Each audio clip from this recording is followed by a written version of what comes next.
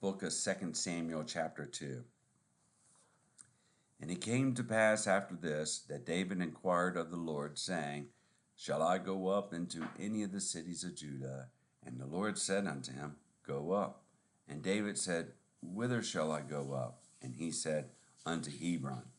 And David went up thither, and his two wives also, Ahinoam, excuse me. And David went up thither, and his two wives also, Ahinoam the Jezreelitess, and Abigail, Nabal's wife, the Carmelite. Something I've noticed is every time that his two wives are mentioned so far, it gives this full phrase, Ahinoam, or let me get that pronunciation right, Ahinoam, I believe, and that means my brother is delight.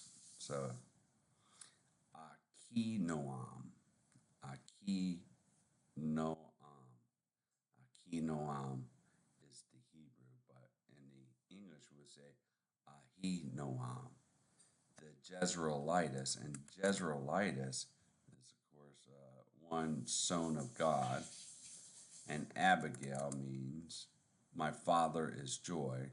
So it's funny how it says Ahinoam is my brother is delight, and Abigail is my father is joy. Like love the Lord thy God with all, equally as well as loving your brothers, right?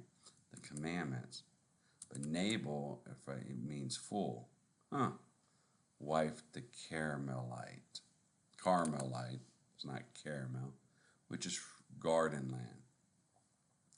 So I just think it's fascinating. Every time that they are mentioned, it mentions the fact that Ahinoam, the Jezreelitis, and Abigail, Nabal's wife, the Carmelite. It's like, huh? So now in verse 3, and his men that were with him did David bring up, every man with his household, and they dwelt in the cities of Hebron. And the men of Judah came, and there they anointed David king over the house of Judah. And they told David, saying that the men of Jabesh Gilead were they that buried Saul. And David sent messengers unto the men of Jabesh Gilead, and said unto them, Blessed be ye of the Lord, that ye have showed this kindness unto your Lord, even unto Saul, and have buried him. And now the Lord show kindness and truth unto you, and I also will requite you of this kindness, because ye have done this thing. Now therefore let your hands be strengthened, and be ye valiant, for your master Saul is dead, and also the house of Judah have anointed me king over them. But Abner the son of Ner, captain of Saul's host, took Ishbosheth the son of Saul, and brought him over to Mahanaim, and made him king over Gilead, and over the Asherites, and over Jezreel, and over Ephraim, and over Benjamin, and over all Israel. Ishbosheth, Saul's son, was 40 years old when he began to reign over Israel, and reigned 2 years. But the house of Judah followed David. And the time that David was king in Hebron over the house of Judah was 7 years and 6 months. And Abner the son of Ner, and the servants of Ishbosheth the son of Saul, went out from Mahanaim to Gibeon. And Joab the son of Zeruiah and the servants of David went out and met together by the pool of Gibeon, and they sat down, the one on the one side of the pool, and the other on the other side of the pool. And Abner said to Joab, Let the young men now arise and play before us. And Joab said, Let them arise.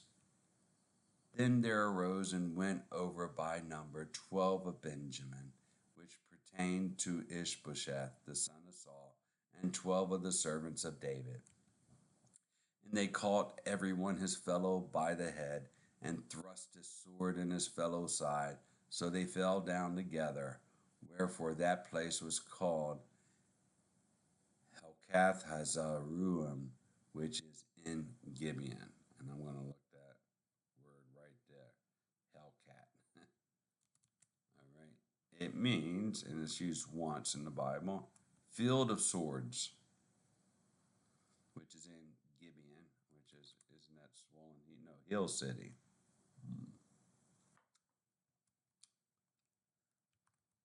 And there was a very sore battle that day, and Abner was beaten, and the men of Israel before the servants of David. And there were 3 sons of Zeruiah there, Joab and Abishai and Asael, and Asael was as light of foot as a wild roe. And Asael pursued after Abner, and in going he turned not to the right hand nor to the left from following Abner. Then Abner looked behind him and said, Art thou Asael? And he answered, I am. And Abner said to him, Turn thee aside to thy right hand or to thy left, and lay thee hold on one of the young men, and take thee his armor. But Asael would not turn aside from following of him. And Abner said again to Asael, Turn thee aside from following me.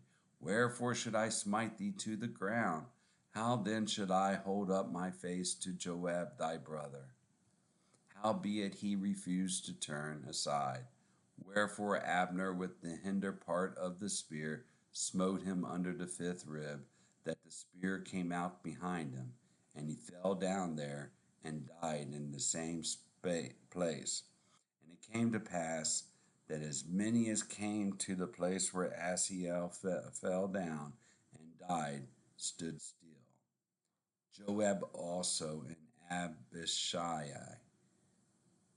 pursued after Abner, and the sun went down when they were come to the hill of Ammah, that lieth before Giah, by the way of the wilderness of Gibeon. And the children of Benjamin gathered themselves together after Abner, and became one troop, and stood on the top of an hill.